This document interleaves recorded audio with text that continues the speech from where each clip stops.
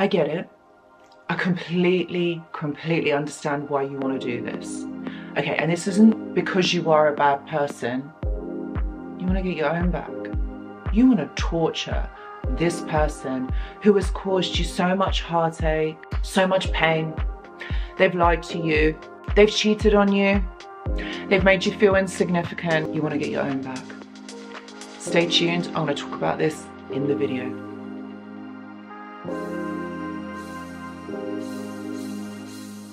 Hello and welcome back. I hope that you're all doing really well.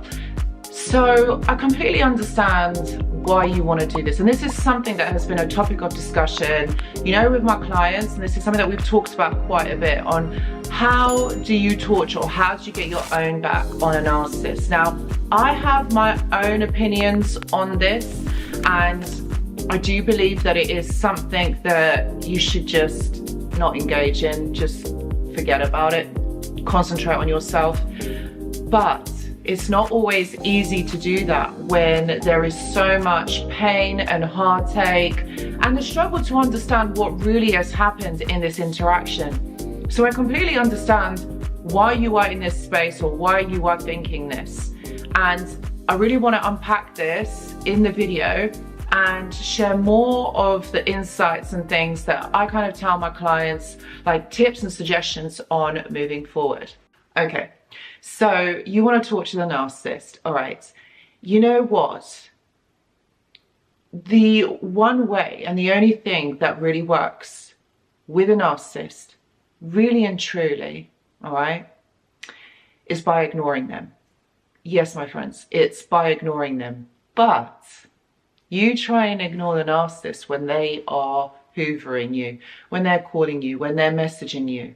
You get those pangs of anxiety and you're thinking, oh my God, if I could just message them, if I could just get this across to them, if I could just, you know, just even speak to them just to try and understand what the hell went down, like why these things have happened to me. I get it. Of course you're going to feel like that. Of course you're going to want to do it, because you know what? It goes against everything that you stand for. You can't just ignore a person, especially a person who you love or maybe who you have loved. You can't just ignore it. So that's why it makes it really difficult to go no contact, to just stop communicating with that person.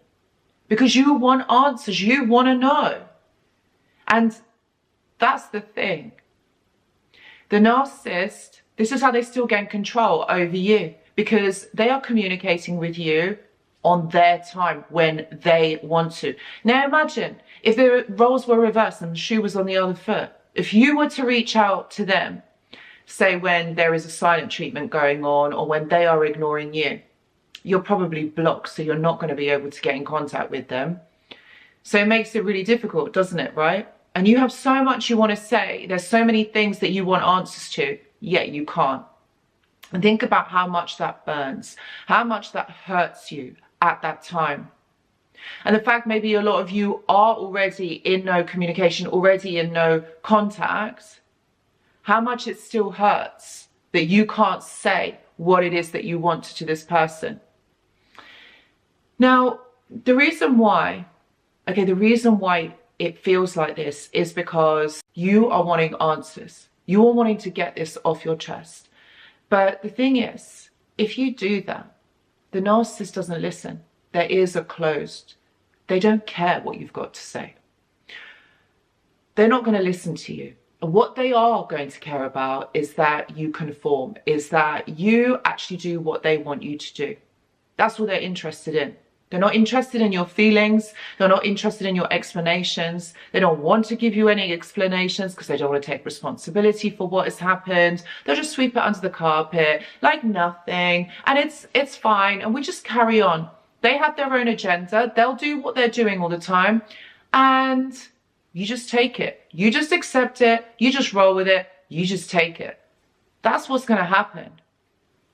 If you don't stay no contact, or if you stop communicating with them, that is what they're going to do. They're going to keep trying. They're going to keep prodding. They're going to keep poking. And it is going to be hard. And you're going to feel, you know, the anxiety, the pain of this. It's cutting that cord, isn't it? That energetic cord that you share to them. And they're going to still keep pulling on it. You have to be strong enough to realize and know what is going on. You have to override this and stand in your power, knowing that when you stay silent, this is driving the narcissist mad. Like, because they are the type of person, okay, when they are hyper fixated on trying to get attention from you, trying to get emotional validation from you, and they can't. They can't do that. You're not giving it to them anymore. Number one, this is confusing them. Number two, they don't understand it. Number three, this is making them angry. You are torturing them already. And it's not because you're a bad person and you want to do that and you're all about revenge. It's not about that. I get it. That you are watching this video trying to get some tips or suggestions on how you should torture them, what you can do to get your own back. And many of you probably are disappointed in the technique or the thing that I've said by ignoring them and going no contact. Because it is simple. But what's the alternative? What, you're going to play the same game that they do? You want to play mind games with them? They're going to win. They're going to win against you. You know why? It's not because you can't do it or you can't do it as good as they can. But the narcissist will not stop. They're like a dog with a bone. They will not stop until they get the result that they want. And you know what that will do to you? It will burn out your nervous system because you've got to constantly be stimulated. Your adrenal system as well will become fatigued. And you're just constantly going to be in this fight or flight mode. Because they're going to be they're going to be sending messages, communicating with you. You're going to be sending some back. You know, you're going to be doing something. You do something to them, then they will reciprocate it. You know, 5 times worse. What are you going to do? Then reciprocate it 10 times worse. Playing this game is going to take your energy and your time away. You're not going to win, because this is what they live for. They want to be able to trigger you. They want this reaction from you. This is the game. They want it. You're just giving them what they want. So how about you take the control back, you take your time back, you take your life back, and you concentrate on you and move forward. The result is going to be the same either way, but one is going to be quicker than the other.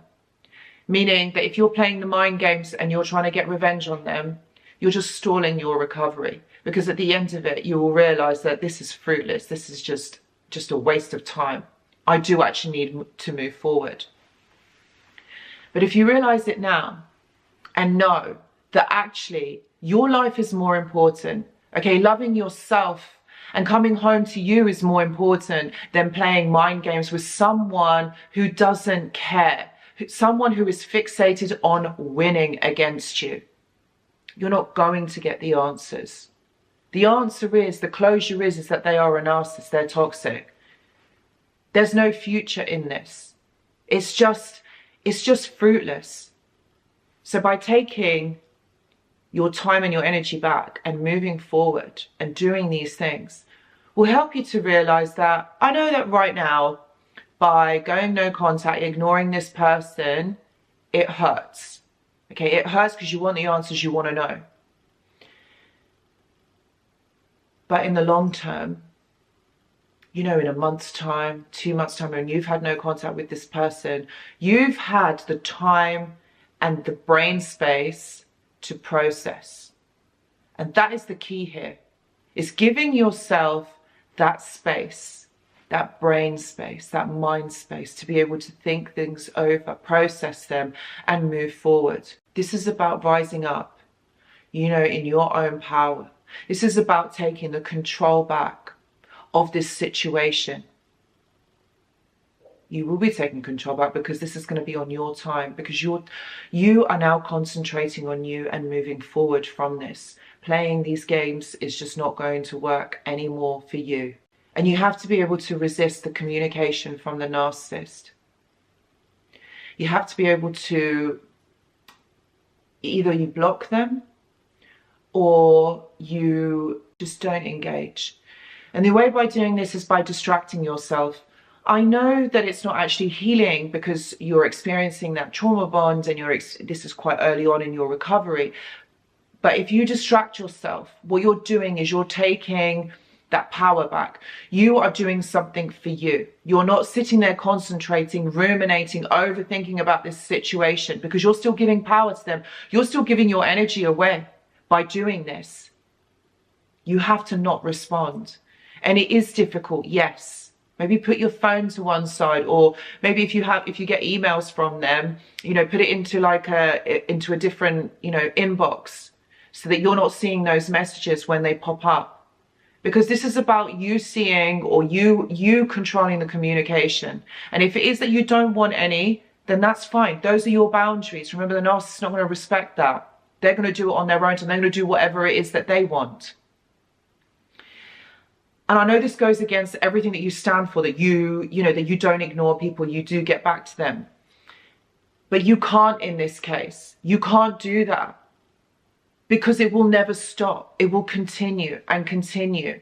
And you have to realize and accept that this person isn't who you thought they were, or isn't what you wanted it or hoped this relationship to be, or this family member to be.